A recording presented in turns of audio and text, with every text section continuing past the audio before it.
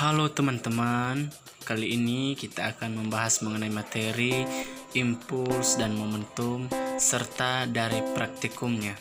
Nah, sebelum kita masuk pada praktikum dan materinya, terlebih dahulu kami akan memperkenalkan diri.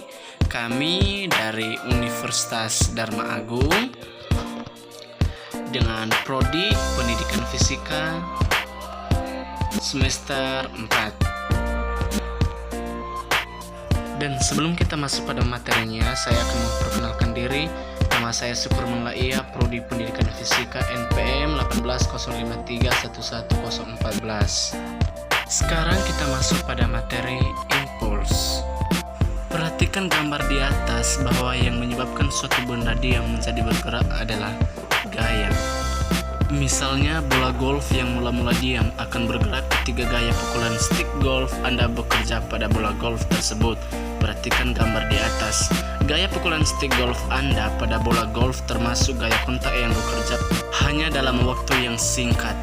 Gaya seperti ini disebut gaya impulsif. Perkalian antara gaya tersebut dengan selang waktu gaya itu bekerja pada benda disebut impuls.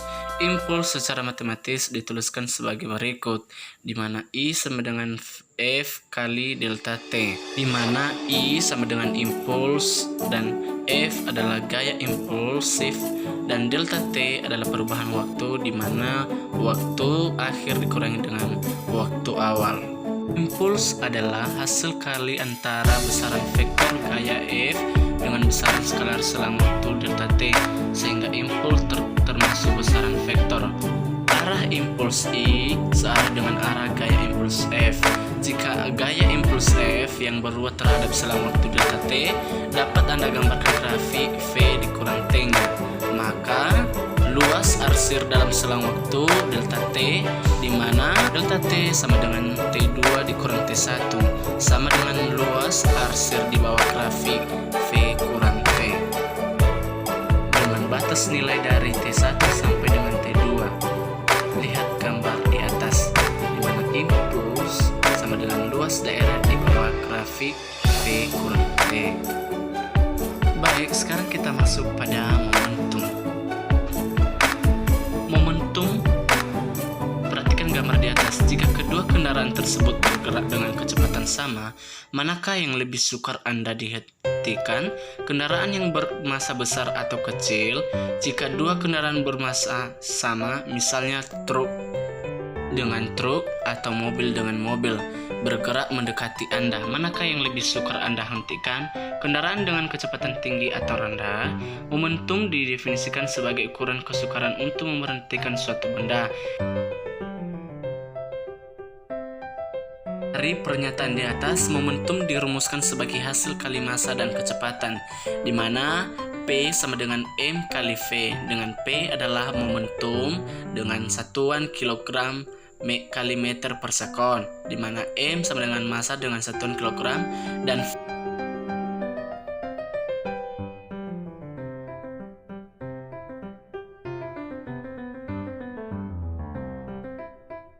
momentum diperoleh dari hasil kali besaran skalar, massa, dan besaran vektor kecepatan, sehingga momentum termasuk besaran.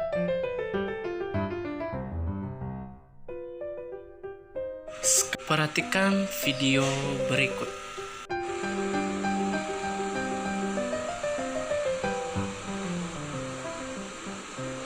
Mengapa palu tidak? Tujuannya supaya selang waktu kontak menjadi lebih singkat, sehingga gaya impuls yang dihasilkan lebih besar.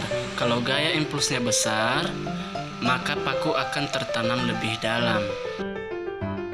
Sekarang kita masuk pada praktikum momentum. Kita perhatikan gambar berikut.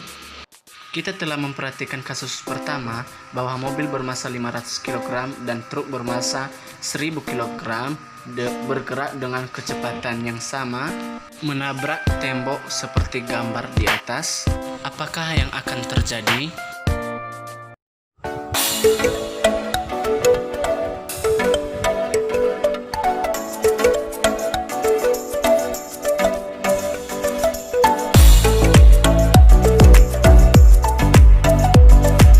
Ternyata truk mengalami lebih besar kerusakan yang lebih parah dari mobil. Sekarang kita masuk pada kasus kedua. Ada dua mobil dengan jenis dan dengan massa yang sama menabrak tembok dengan kecepatan yang berbeda, di mana mobil yang satu dengan kecepatan 50 km per jam dan mobil yang kedua dengan kecepatan 100 km per jam. Apakah yang akan terjadi?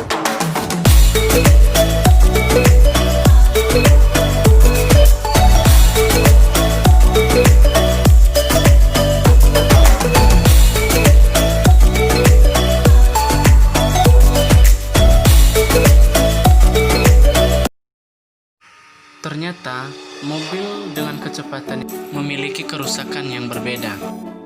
Maka fenomena ini dapat dijelaskan dalam fisika momentum. Maka momentum adalah ukuran kesukaran untuk memperhatikan suatu benda. Percobaan kedua, tonton video berikut. Oke, sekarang kita masuk pada praktikum momentum. Nah, pada praktikum ini kita harus menyediakan yang disebut sebagai bahan untuk membuat sebuah praktikum yang mengenai momentum. Nah, apa aja bahannya? Yaitu sediakan dua baterai dengan massa yang berbeda. Oke, sekarang kita akan mempraktekkan bagaimana momentum itu dapat kita pahami. Yang pertama, buatlah bidang miring di ujung meja agar ketika baterai dilepaskan, baterai dapat meluncur walau tidak diberi dorongan gaya dari tangan. Baik, kita akan membuktikan.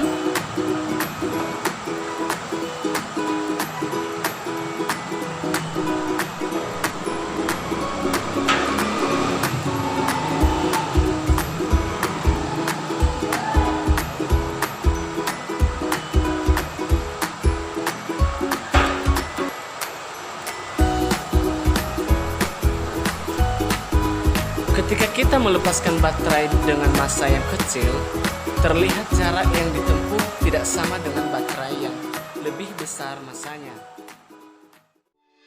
Baterai dengan massa yang besar memiliki jarak yang lebih panjang atau lebih sukar dihentikan. Hal ini menandakan bahwa momentum yang dimiliki oleh benda dengan massa yang besar lebih besar dibandingkan momentum yang dimiliki dengan massa yang kecil. Jika kita melihat rumus momentum, di mana P sama dengan M kali V, di mana P sama dengan momentum dan M sama dengan massa dan V adalah kecepatan. Semakin besar massa benda, maka semakin besar pula momentum yang dihasilkan. Ini menyebabkan baterai dengan massa lebih besar lebih susah atau sukar dihentikan. Baik, sekian saja dan terima kasih. Semoga menjadi ilmu dapat menjadi manfaat bagi kehidupan kita. Sekian dan terima kasih.